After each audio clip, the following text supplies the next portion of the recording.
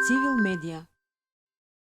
Моја и еден мој колега иницијатива е за нова стратегија, нов акционен план за чист воздух, односно стратегија за подолгорочна борба против аерозагадувањето заради формирање на многу цврсти финансиски инструменти. Оти по правило тоа е она што е кочница и досегашниот акционен план е само 20% остварен токму заради тоа. Немав намера за ова да го спомнувам, меѓутоа како субјект Министерството за животна средина и просторно планирање е дефинитивно многу битен за градење на тие интегрални политики по однос на зелените потреби, зелените обојувања на сите сектори на делување во нашето општество. Кога викам сите, не случајно го кажувам тоа и го подвлекувам, затоа што мислам дека е крајно време да така фронтално се настапи и пред таквата одговорност да се исправи државата како таква или по-конкретно владата. Јас ќе спомнам дека во таа смисла е и нешто направено во сферата на легислативата. Законот за урбано зеленило е нешто што го уредува правно негувањето, заштитата и така натаму, таму се покриени скоро сите аспекти на зеленилото, не само во урбани селини, туку и во тие контактни зони наоколу, што е многу битно, али за жал тој не се почитува, се уште не се имплементира и наше е да и тоа го подвлечеме како проблем, како и иначе да детектираме едно нешто што можеби не е само моја констатација, дека нашите закони колку и да се добри, ако не се имплементираат, се бесмислени. А многу често имаме таква појава. Но добро е да се знае дека таквиот закон постои, дека тој ги уредува односите и дека секаде во нашето окружување и како граѓани треба да инсистираме на негово спроведување, затоа што тоа е нашето право. Мојата експертиза дефинитивно се врзува многу тесно и така можам да кажам интимно со јавните градски простори. Таму е она што треба да го почувствуваме како свое, иако сме дел од заедницата, и мислам дека и таквиот однос треба да се негува кон сите заеднички нешта во нашите животи. Јавниот простор во Скопје, а можеби и во сведок сум и во другите градови во Македонија, е навистина атакуван и се злоупотребува. Евидентен и многу еклатантен пример кој што никако да се разреши е проектот Скопје 2014. Јас не можам, секое мое зборување морам да го спомнам како нешто што во нашиот жаргон би го нарекле коска во грло. Но, како архитекти, како фела, ние навистина сме предложиле и решенија, и да ги наречам полурешенија, и стратешки определби, и сугерираме макар една декларација која што би значила однос кон тој штетен проект. Но освен едно оформување на комисија која што истражуваше во Министерството за култура, на ниво на држава немаме ништо друго. Добра волја имаме на ниво на град, можеби вака една експонирана акција имаме на ниво на општина Центар, каде што беа суспендирани деталните урбанистички планови, меѓутоа сето тоа не е доволно за рехабилитација на целиот тој простор.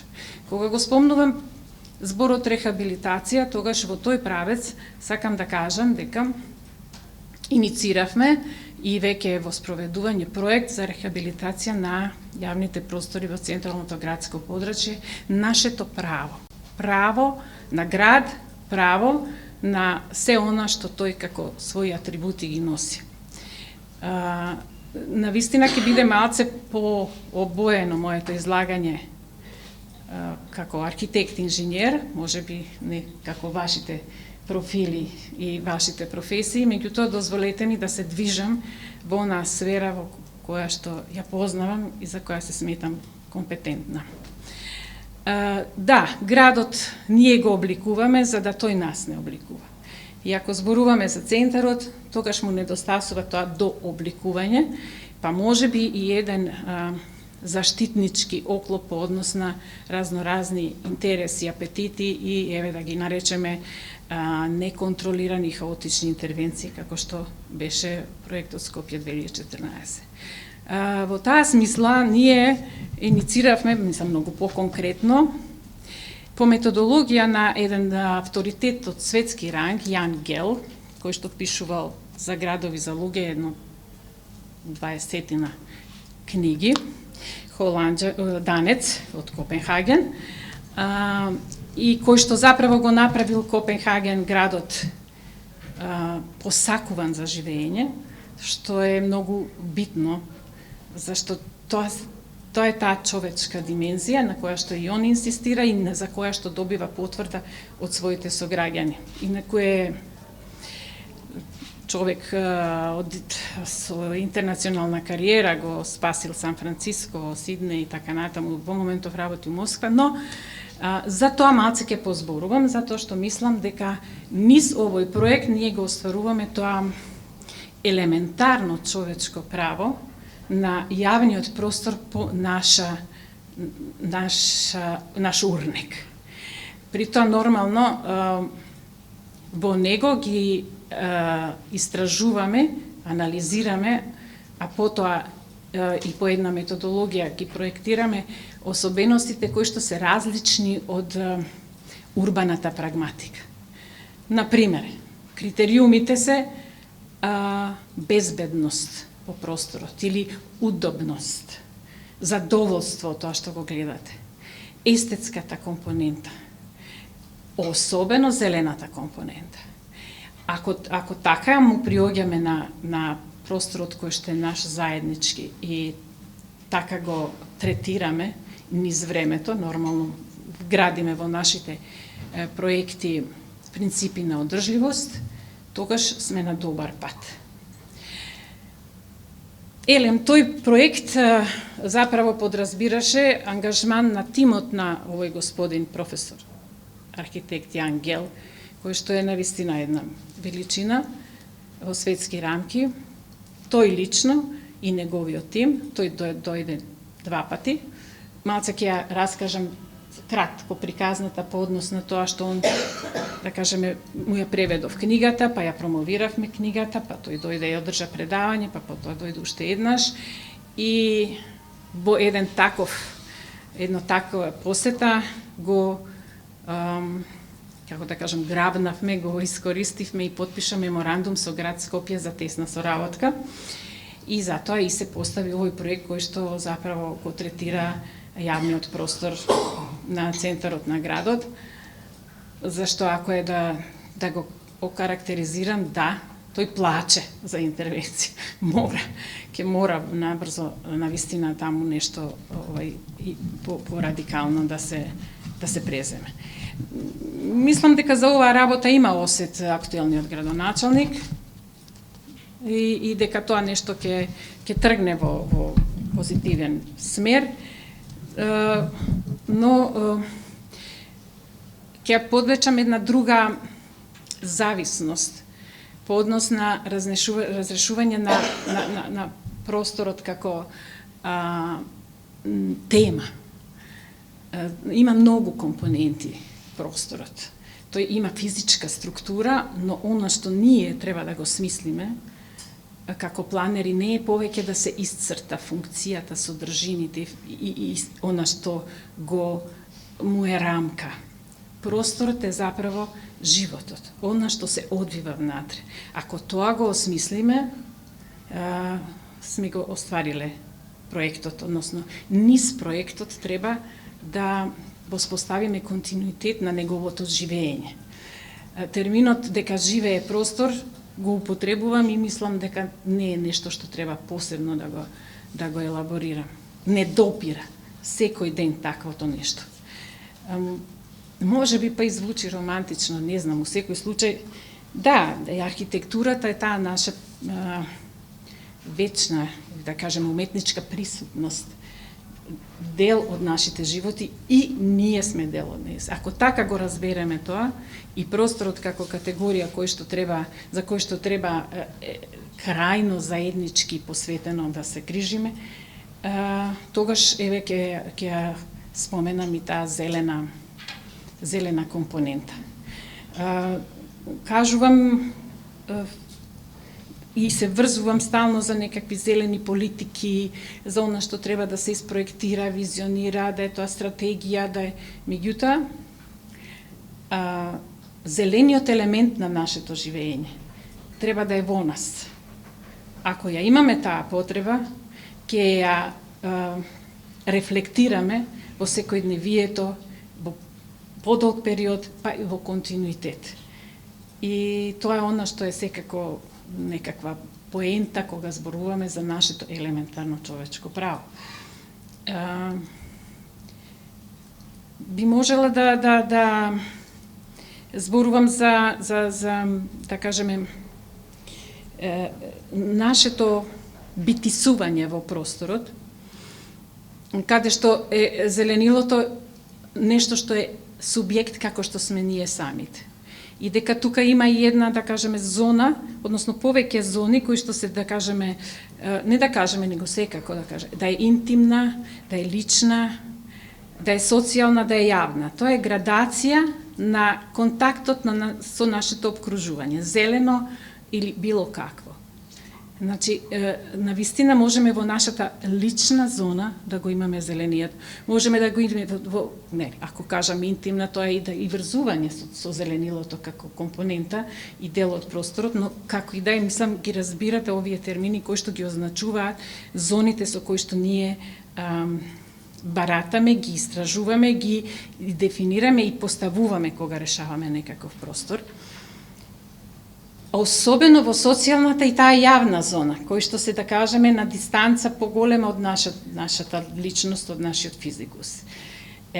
И ако во таа, еве, да кажеме, јавна, последна зона, најдалечната, ние го имаме како постулат зеленилото, тогаш, мислам, е јасно зашто зборувам и како ги поврзувам, мислам, моите аспекти строго професионални како архитект-планер со овие кои што се социјални и, да кажеме, крајни на другиот крај од толкувањето. Особено можем да тврдам дека таа зелена компонента го прави нашето обкружување здраво. А тоа е еден од критериумите. Јан Гел уствари поставува 3 критериуми разбиени уште по 4 подкритериуми. Али да не ве замарам со таа, да кажеме, полунаучност, сакам да подвлечам дека здравието како такво, како нешто што треба да ни стане фетиш, зашто навистина во денешно време е многу рискантно да се живее во урбаните средини, по однос на здравието. Многу се ретки чистите градови, а попат да спомнам дека проекциите на ЮН и иначе за нашава, да кажеме, иднина во овој век, до крај на овој век е дека 80% од популацијата на земјинава топка ќе биде во градовите. Ние мора да се подготвиме како што се подготвуваме, а не сме подготвени за климатските промени, да се подготвиме и за оваа агресија, затоа што тоа ќе станат структури чии што шавови ќе пукаат, тоа ќе биде концентрација на сиромаштија, тоа ќе биде нешто што мора да се пресретне ако сме мудри. Да се навратам околу она што значи здраво обкружување, каде што би требало да секој од нас има можност пред се да се движи слободно, да се движи не со автомобил, да да оди, да пешачи, зашто пешачењето е и социјална категорија на комуникација. Вие не треба да го објаснувам. Евентуално велосипед за некакви брзи преместувања од една точка до друга А, Б. Значи, таквата подлога, таквиот контекст треба да се создаде за да имаме здраво живење. Да не зборувам, попат исто ќе спомнам нешто, дека има една особеност кај трудовите и, да кажем, методологијата на овој архитект што ја применуваме тука, тоа е да дава мали инструкции дека 1000 чекори дневно ви се неопходни за здрав живот. Не мора да ги броите. Ставете ги негде во својата подсвест како потреба, како лек, како сакате именувајте го, како храна, затоа што низ движењето, низ пешачењето, кое што не од тој тип да се качувате по планини, што е исто здраво, но како и да е, вие заправо ја негувате својата личност од сите аспекти. Да не зборуваме околу она што ние како професионалци го бараме во смисла безбедност, па осонченост, па аерација. Значи, треба да се создаде простор кој што со таа зелена компонента секаде неминовна ни станува дел од благосостојбата. Ако така го разбираме, тогаш сме добро на добар пат. Јас стално кажувам све на добар пат, како да сакам да оправдам што овој проект некако го вметнувам во моево излагање, што од овој проект треба да имаме некакви очекувања кои што не би требало да се високи, но се усмерувачки. Значи, нашиот проект за централно градско подрачје на Скопје ќе продуцира една мала стратегија, малце имам отпор кон тоа стратегија. Само некакви документи се пишуваат. Само нешто се пишува и никако да се го видиме во реалност. Значи не сакам да го нарекувам стратегија. Нека биде некаков текст. Нека биде такво нешто каде што ќе се каже со кој дел како треба да се постапи. Значи некакво усмерување или можеби конкретни смерници кои што ќе им кажат на сите структури, градски, општински, па и на нас, како корисниците, каде што би требало да се преземе за да тој простор биде ефектуиран на начин кој што е најпогоден и најпожелен за нас како личности, социјални, културолошки и пред се здрави. Може би некој детаљ околу ова би ве интересирал во смисла дека е тоа зафат кој што иде, сите го знаеме, потезот Рекорд. Нели, таму е тој потез, да, ќе се исклучи од сообраќај, јавен сообраќај ќе има, но ќе нема да има другите, што пак подразбира многу зрела и одговорна одлука што со сообраќајот автомобилскиот. Значи, пред било што да се преземе по нашиве инструкции што проектов ќе ги продуцира и веќе ги продуцира, ви кажуваме во тек, треба да се направи конечното сообраќајно решение. Малце ќе ве замарам со тоа, меѓутоа дефинитивно градот функционира со тој крвоток. Сообраќајот и воопшто движењата. Движењата во градот мора да бидат осмислени. И тоа со чекори, 5 години за следните 10 години и така натаму. Значи, ако имаме добро решение такво сообраќајно, кое што го предвидува исклучувањето на сообраќај во централното градско подрачје, тогаш и ќе го уредуваме онака како според нашиот аршин и онака како ни треба. Зборот ми е предуслов за ова нешто што ние го продуцираме како финален текст. И илустриран во дефинитивно. Тука има идејно, на ниво на идејно решение го третираме просторот пред Рекорд. Во смисла функции, содржини и додавање на еден нов квалитет. Да стане модерен, трендовски, што додуше секогаш зависи од некаква финансиска компонента.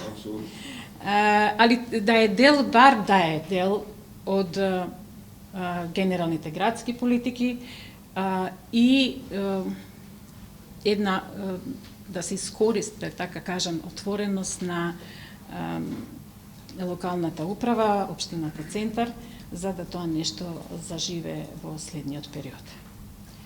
Тоа би било врзано за некој првично мое согледување, а можеме да развиеме ако сакате уште некој нешто. Цивил медија